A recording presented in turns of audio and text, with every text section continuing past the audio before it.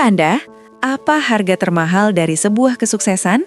Bukan mobil mewah, bukan rumah istana, dan bukan pula tepuk tangan jutaan manusia.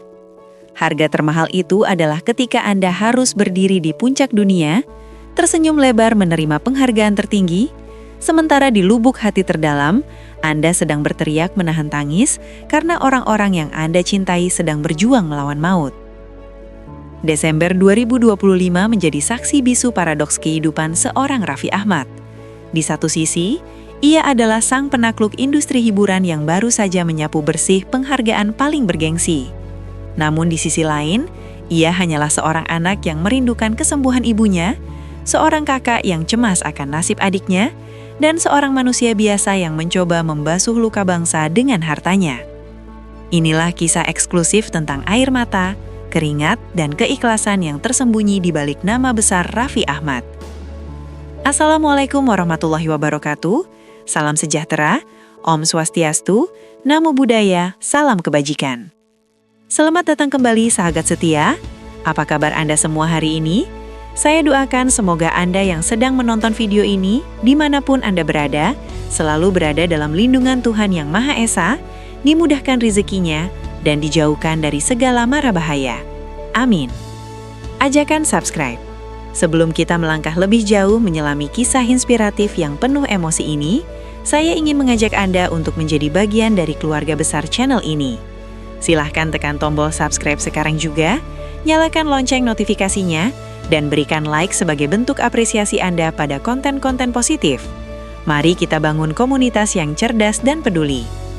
Dan untuk membuka pintu keberkahan dalam setiap nafas kita, mari sejenak kita tundukkan hati, basahi lisan kita dengan bersolawat kepada junjungan kita, Nabi besar Muhammad SAW. Allahumma sholli ala Sayyidina Muhammad, wa ala ali Sayyidina Muhammad. Semoga kelak kita mendapatkan syafaat beliau di yaumil akhir. Amin ya robbal alamin. Sahabat, mari kita mulai perjalanan ini dari sorotan lampu panggung yang menyilaukan. Akhir tahun 2025 menjadi tonggak sejarah yang luar biasa bagi karir Raffi Ahmad. Seperempat abad. Ya, Anda tidak salah dengar. Sudah 25 tahun lamanya sejak tahun 2000, wajah Raffi Ahmad menghiasi layar kaca kita.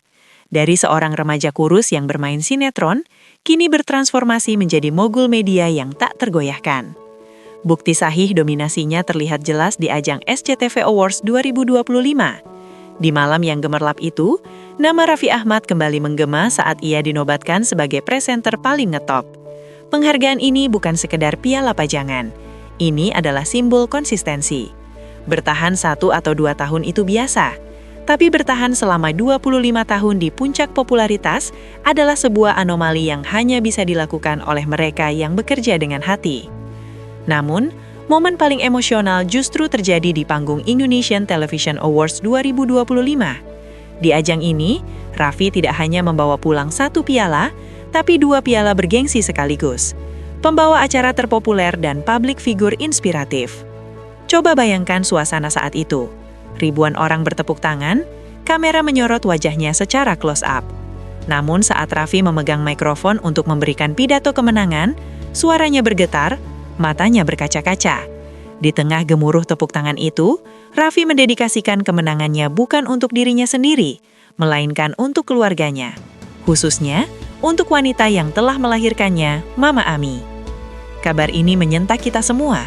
Di balik senyumnya di TV, ternyata Raffi sedang memendam kesedihan mendalam karena kondisi kesehatan Mama Ami yang sedang menurun. Piala itu ia persembahkan sebagai obat, sebagai bukti bakti seorang anak yang ingin ibunya bangga. Ma, ini buat Mama. Mama harus sehat. Mungkin itulah kalimat yang tersirat dari tatapan matanya malam itu. Ini mengajarkan kita bahwa setinggi apapun kita terbang, kaki kita tetap berpijak pada doa ibu. Bergeser dari panggung mewah, mari kita melihat sisi lain Raffi Ahmad yang jauh dari kemewahan, namun kaya akan kemanusiaan. Desember 2025, Indonesia berduka. Banjir bandang menerjang saudara-saudara kita di Sumatera Utara dan Aceh.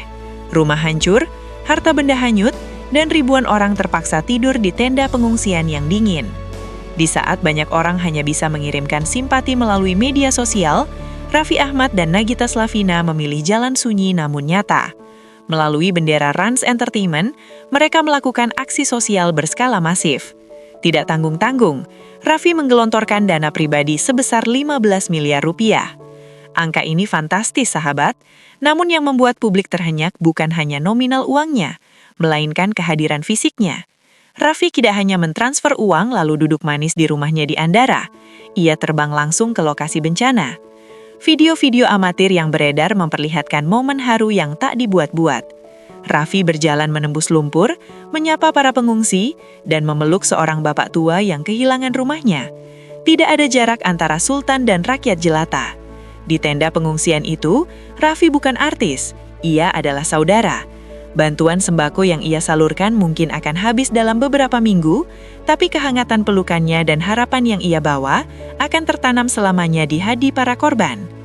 15 miliar rupiah mungkin bisa membeli mobil mewah, tapi Raffi memilih menggunakannya untuk membeli senyum saudara-saudaranya di Aceh dan Sumut. Ini adalah definisi sultan yang sesungguhnya, bukan tentang apa yang kau miliki, tapi tentang apa yang kau beri. Kebaikan Raffi Ahmad tidak hanya berhenti pada aksi massal yang disorot kamera berita. Ada sisi lain yang lebih personal, lebih intim, dan menyentuh lingkaran terdekat industri hiburan. Kita dikejutkan dengan kabar aktor senior Fahmi Bo. Sosok yang dulu sering menghibur kita di layar kaca, belakangan hidup dalam kesulitan dan sakit. Tanpa banyak bicara, Raffi Ahmad turun tangan. Ia tidak hanya menjenguk, tapi menanggung seluruh biaya pengobatan hingga operasi Fahmi Bo sampai tuntas. Raffi tidak melupakan para seniornya. Ia sadar, industri hiburan adalah roda yang berputar. Hari ini di atas, besok bisa di bawah. Tindakannya menolong Fahmi Bo adalah bukti bahwa ia menghargai sejarah dan persahabatan. Namun, ujian terberat justru datang dari darah dagingnya sendiri. Di tengah kesibukannya mengurus negara dan bisnis, Raffi harus menerima kenyataan pahit bahwa adik kandungnya, Nisha Ahmad, didiagnosis mengidap tumor. Bayangkan beban pikiran Raffi. Ia harus menguatkan Fahmi Bo, ia harus mengurus korban banjir, tapi di saat yang sama, ia harus melihat adiknya sendiri kesakitan. Raffi secara terbuka meminta doa kepada publik. Permintaan doa ini adalah bentuk kerendahan hati. Ia menyadari bahwa uang dan koneksi dokter terbaik sekalipun tidak ada artinya tanpa campur tangan Tuhan.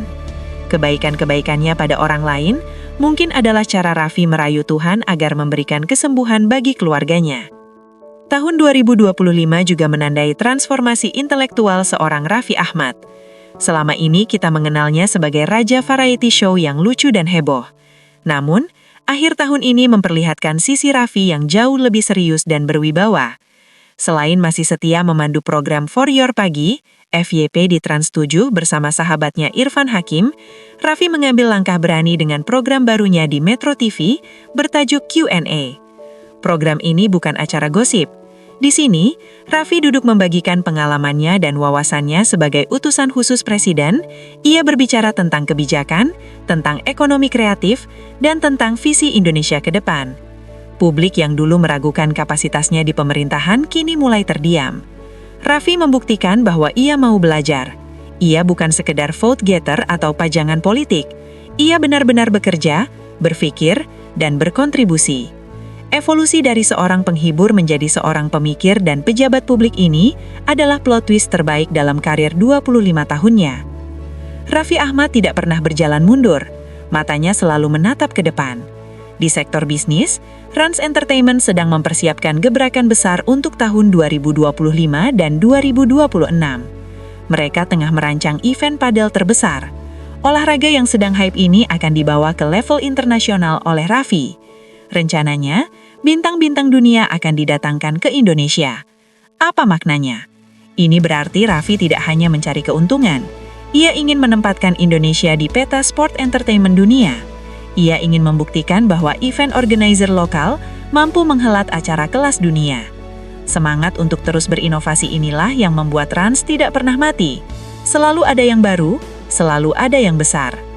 Sahabat, perjalanan Raffi Ahmad di Desember 2025 ini bagaikan sebuah novel yang padat konflik, namun berakhir indah. Dari panggung ITA dan SCTV Awards, kita belajar tentang konsistensi. Dari donasi 15 miliar rupiah dan kunjungan ke Aceh, kita belajar tentang empati.